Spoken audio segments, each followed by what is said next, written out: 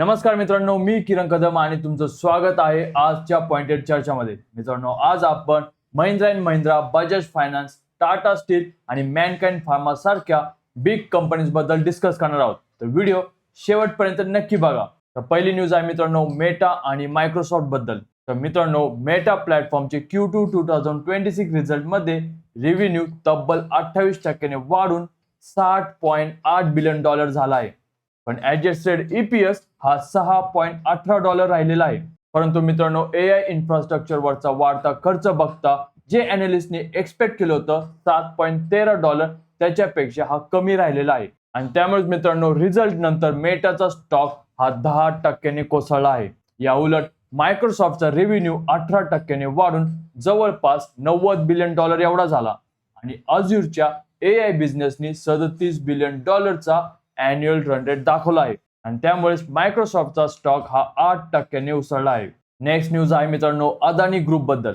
तर मित्रांनो, अदानी ग्रुप साठी गेले काही महिने लीगल फ्रंटवर दिलासादायक बातम्या येत आहेत. युएस ट्रेजरी डिपार्टमेंटने अदानी एंटरप्राइजेस सोबतचा इराण सँक्शनशी संबंधित केस हा $275 मिलियन मध्ये सेटल केला आहे. तर एसईसी गौतम अदानी आणि त्यांचे पुतणे सागर यांच्या विरुद्ध सिव्हिल फ्रॉड केस हा $18 मिलियन मध्ये मिटवला आहे. आणि या लीगल क्लॅरिटी नंतर ग्रुपनी एकाच आठवड्यामध्ये जवळपास $15 बिलियन ची इन्व्हेस्टमेंट कमिटमेंट जाहीर केली आहे, ज्यामध्ये पोर्ट्स, मायनिंग आणि इतर फ्लॅगशिप बिझनेसचा समावेश असणार आहे. आणि पोर्ट बिझनेस मधली सर्वात महत्वाची बातमी म्हणजे पोर्ट बिझनेस कंपनी MSC ग्रुपनी अदानीच्या विंझाम पोर्ट मध्ये $1.4 बिलियन ची इन्व्हेस्टमेंट केली आहे.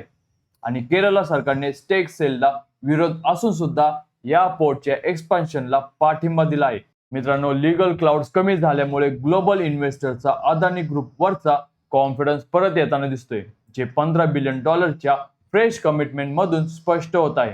तर मित्रांनो, नेक्स्ट न्यूज आहे स्विगी बद्दल. तर स्विगीचे Q1 FY27 रिझल्ट मध्ये कन्सोलिडेटेड नेट लॉस हा तब्बल 33.92% घटून 791 कोटी झाला. मागच्या वर्षीच्या 1197 कोटींच्या तुलनेत हा लॉस कमीच आहे.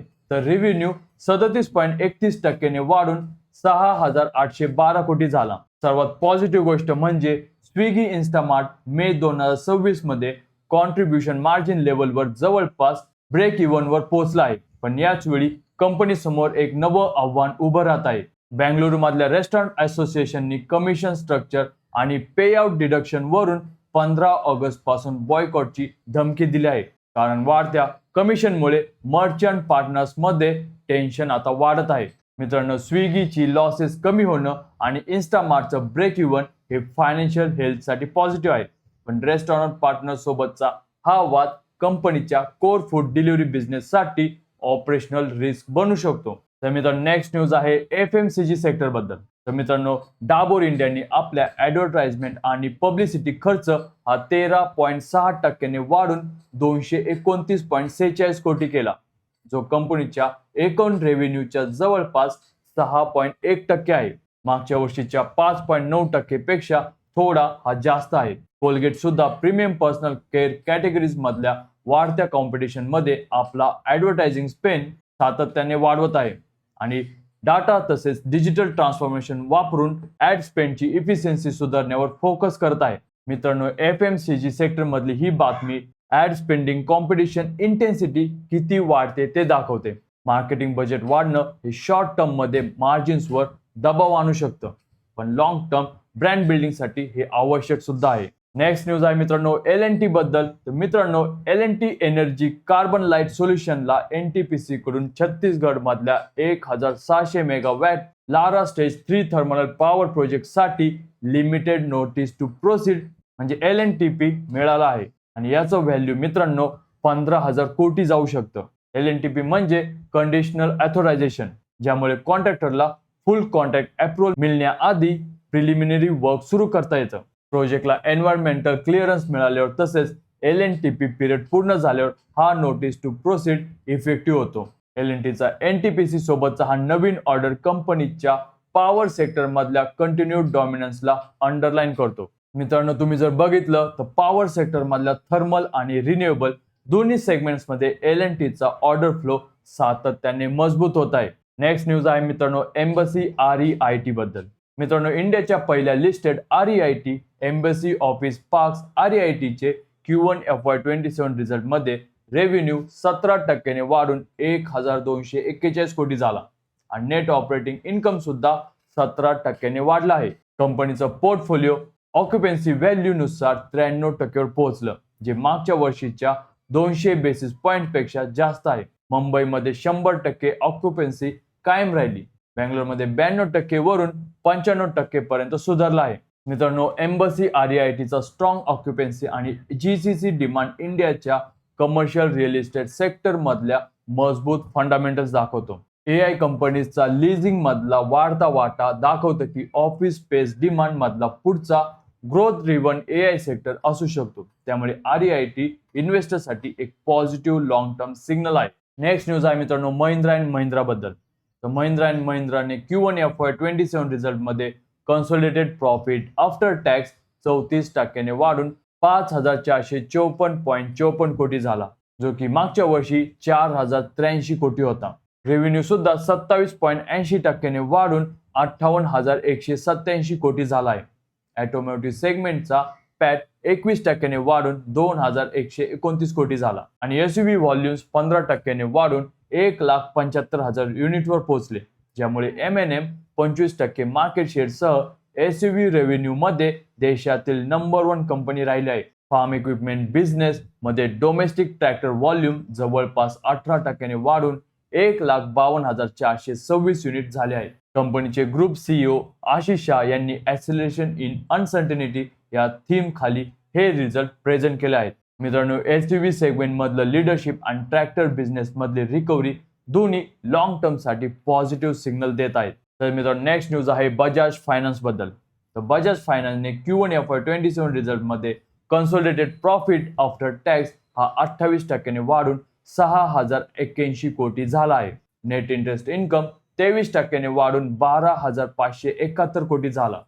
तर नेट टोटल इन्कम 22% वाढून 15,224 कोटी झाला. कंपनीने या क्वार्टरमध्ये 1.61 कोटी नवीन लोन दिले आहे, जे 20% जास्त आहेत आणि कस्टमर फ्रँचायझी 17% वाढून 12.44 कोटींवर पोहोचली आहे.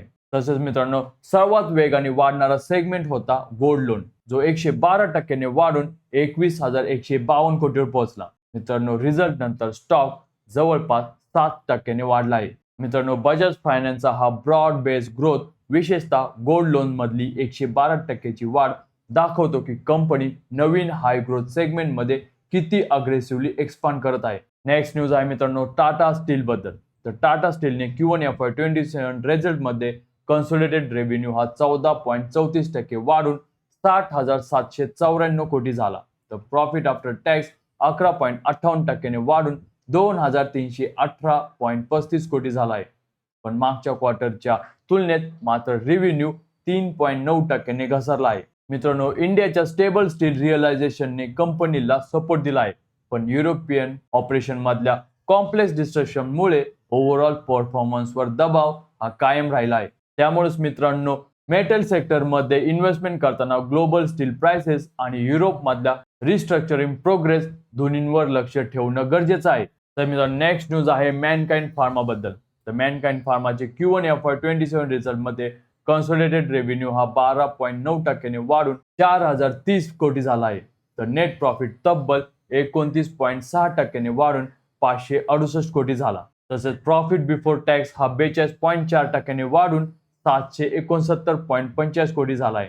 EBITDA मार्जिन सुद्धा 250 बेसिस पॉइंट सुधारून 26.3% झाला आहे. कंपनीने क्रोनिक आणि स्पेशालिटी थेरपीजकडे आपला स्ट्रॅटेजिक फोकस वाढवल्याचं सांगितलं आहे. इतके स्ट्रॉंग नंबर असूनही रिझल्ट नंतर स्टॉक 6% घसरला आहे, जे दाखवतं की मार्केटच्या एक्सपेक्टेशन आणखी जास्त होत्या आणि व्हॅल्युएशन आधीच रिच होती. तर नेक्स्ट न्यूज आहे FIs आणि DIs बद्दल. तर 31 जुलैला FIs म्हणजे फॉरेन इन्स्टिट्यूशनल इन्व्हेस्टर कॅश सेगमेंटमध्ये 277.50 कोटीचे नेट बायस राहिले.